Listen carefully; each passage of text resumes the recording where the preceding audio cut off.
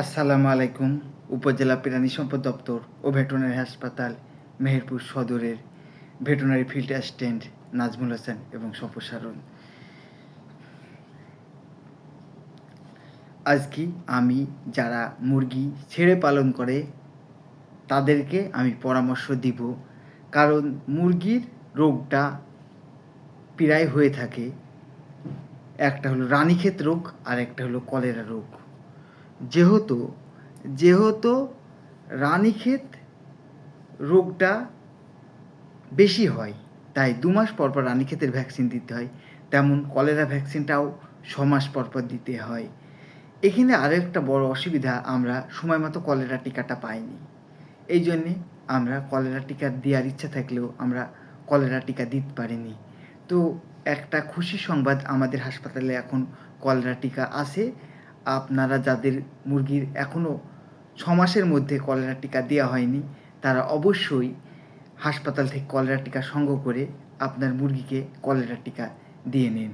Cholera রোগ হলে কি হয়? কলেরা রোগ হলে মুরগির মেন যেটা বাহ্যিক দিক থেকে যেটা দেখা যায়, মুরগির যে ফুল, মরক হলে বেশি ফুলটা বোঝা যায়, ফুলটা কালো হয়ে যায় এবং মুরগি নীল পায়খানা করে এবং মুরগি ঝিমায় এবং মুরগির ডিম পাড়া হ্রাস হয়। এগুলো দেখে আমরা সাধারণত বুঝবো মুরগির কলেরা রোগ হয়েছে।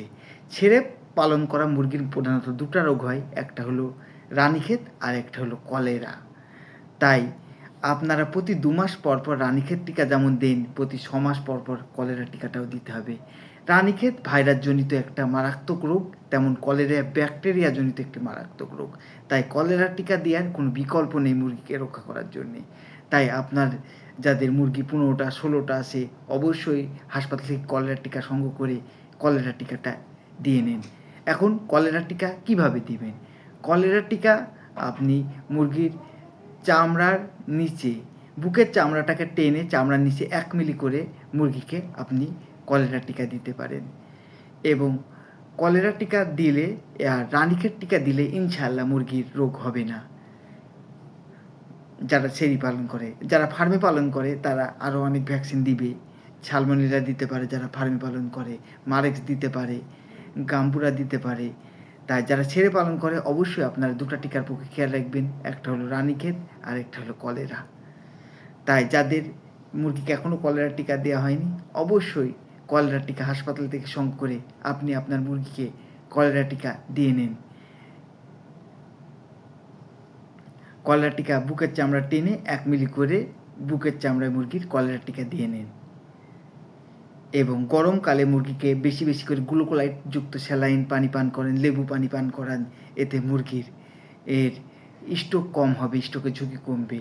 গরমকালে মুরগি হঠাৎ স্ট্রোক করার সম্ভাবনা থাকে, তাই মুরগিকে অবশ্যই গ্লুকোলাইট স্যালাইন এবং মুরগিকে আপনারা লেবু পানি খাওয়াতে পারেন। সবাইকে ধন্যবাদ। আসসালামু আলাইকুম।